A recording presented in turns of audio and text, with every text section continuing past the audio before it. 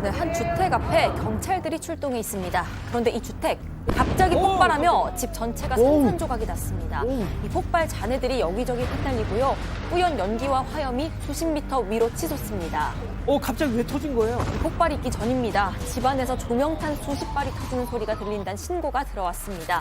그래서 경찰들이 출동했던 건데 이 집안에는 한국계로 추정이 되는 집주인 50대 남성이 있었고 이 남성은 경찰들이 진입하려고 하자 총까지 쏘면서 저항을 했다고 합니다. 그리고 얼마 지나지 않아 폭발이 일어났습니다. 현장에 있었던 주민 이야기 들어보시죠. Like you don't even believe it. It's like something out of a Hollywood movie because he didn't come out. So they were getting ready to go into the window with the wrecking bar, and that's when the house blew up. That's when everything went boom. 네, 다행히 폭발이 있기 1시간 전 경찰이 주민들을 대피시킨 덕분에 큰 인명피해는 없었다고 합니다. 이 경찰 3명이 부상을 입었고요. 조명탄 터뜨린 남성은 현장에서 숨졌습니다. 할리우드 영화 같았다고 지금 그러잖아요.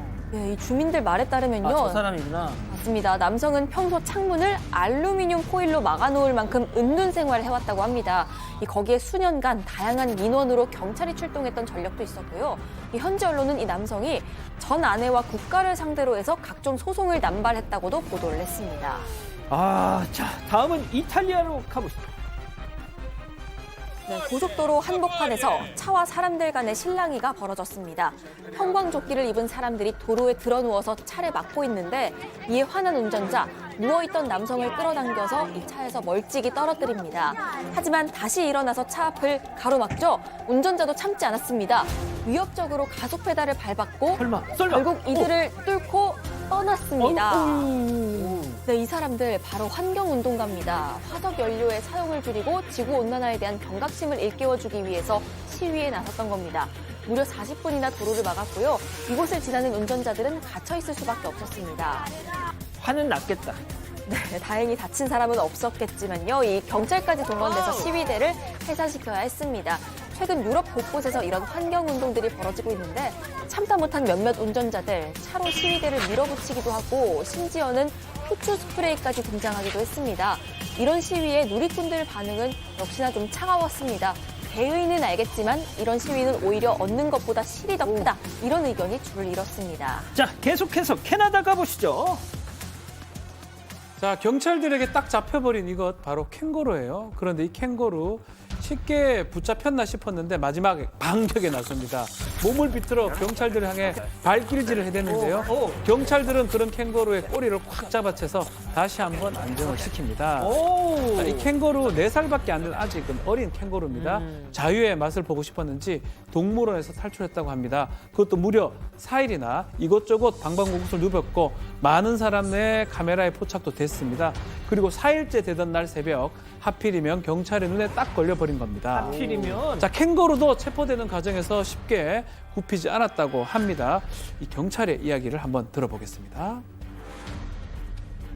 Only one of the officers was actually struck in the face, but he'll be just fine and we won't be continuing the investigation. 자, 주특기인 강펀치를 날려봤지만 아직 어려잖아요. 크게 타격을 주지 못했고요. 붙잡힌 캥거루 병원에 옮겨져서 건강검진부터 받았고 다시 동물원으로 옮겨졌다고 합니다. 다시 미국입니다. 자, 주차장으로 차 한 대가 들어옵니다. 그런데 쭉 들어가다 말고 후진하더니 검은색 차 바로 옆에 차를 세웁니다. 차에서 내린 남성이 향한 곳은 바로 옆차였어요. 자, 그 이유는 바로 차 위에 실려있던 크리스마스 트리 때문인데요. 남성 묶여있던 끈을 툭툭 잘라내고 그리고 다시 차에 탑니다. 자, 그렇게 30초가 지나고 차에서 내린 남성은 이번엔 트렁크 문을 또 엽니다. 그리고 끈이 풀린 트리를 잡아당겨서 품에 안은 후에 트리를 트렁크 안에 꾹꾹꾹 우겨 넣습니다. 남성은 그렇게 트리 하나를 꿀꺽하고는 현장을 떠나버렸습니다. 돈 주고 하나 사라줘. 그러니까 내가 사주고 싶어요. 심지어 이 트리 꽤 비쌌어요. $250, 우리나라 돈으로 30만 원이 넘는 트리였다고 하고요. 집에 가서 이쁘게 꾸밀 생각에 신이 나 있던 피해 가족들은 망연자실할 수밖에 없었고요. 다행히 구매한 곳의 사정을 알고 무료로 다시 줬다고 합니다. 야. 자, 마지막 픽 주인공 동물 튀르키예로 가보시죠.